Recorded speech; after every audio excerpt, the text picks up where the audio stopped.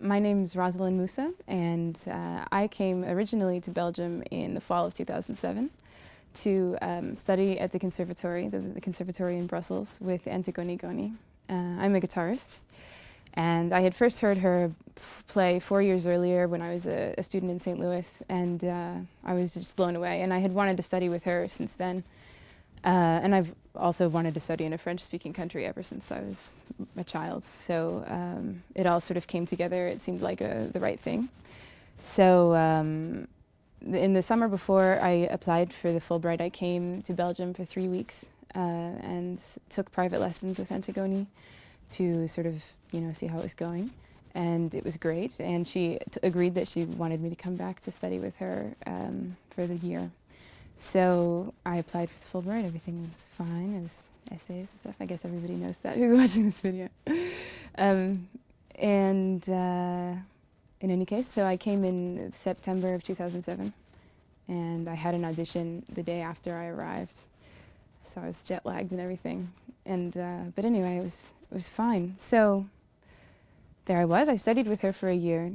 And what she told me in the very beginning in my first lesson was that during my audition, I had seemed very tense, especially in my right hand. And so she said it was up to me, of course, but if I was interested, she thought it was a good opportunity to work on my right hand technique so that I could be more relaxed when I was playing. So I thought that was a great idea because it was something that had been bothering me for a while. So we spent actually probably 6 months doing right hand technique exercises. So that I could learn how to play in a more relaxed way. And so by the time that January rolled around, I realized that I wasn't going to be playing pieces with her. And that's what I had applied to come here for, was to study with her, to study music with her, not just to study right-hand technique. So I applied for an extension to my Fulbright, explaining all this, that I had spent all these months, playing just one finger at a time, open strings. And so I was granted an extension for a second year.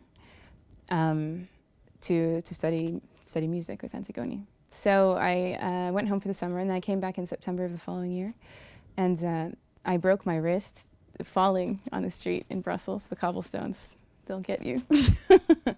and so I was in a cast for 6 weeks, and then I had about a 3-month recovery period. It was a long time before I could play again, and so I applied for another Fulbright extension, and they gave me a semester that time. So I've had 2.5 years now. This is the end of my 3rd year in Belgium, and I'm planning to stay on and to teach guitar here, and to continue playing and entering competitions and performing whenever I can. So the application process started 1 full year before I actually came to Belgium. And I was lucky because my school, I think a lot of universities do this, but my university, that was Washington University in St. Louis, they had a whole program set up with advisors that would help you write your application, because there were 2 really important parts. Of course, it had like a CV and information, just biographical information about yourself and whatever. But the most important parts were the proposal. And of course, that's when I wrote about that I wanted to come study with Antigone, and this was why, because I had heard her when I was younger, and was just blown away by her, and I just really wanted that, wanted to be able to do what she's doing. So so I wrote about that, and how I had studied with her for 3 weeks already, and how that went well, and she wanted to have me back. So I detailed that in the proposal. And about how I would just be doing general music studies, besides my lessons with her in the conservatory. And then the other important part of the application was, I can't remember exactly what it was called, personal statement or something. And I found that quite a bit more difficult, because in that you were supposed to explain you were supposed to describe how diverse you were in a way, or like what contacts you had had with other cultures, why you're interested in traveling and being an ambassador, an American ambassador of sorts. And so that was harder. That took more work to think of the right way to describe why I'm interested in other cultures. And also it had to be a page, one page, no more, no less, and everything is very specific. You have to have margins of so and so centimeters and blah, blah.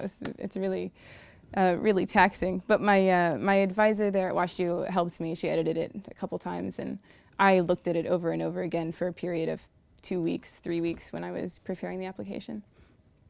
So then I had to get that all in to them at the advising office in mid-September or something of my senior year. And they sent off the applications in, I think, the end of October, something like that.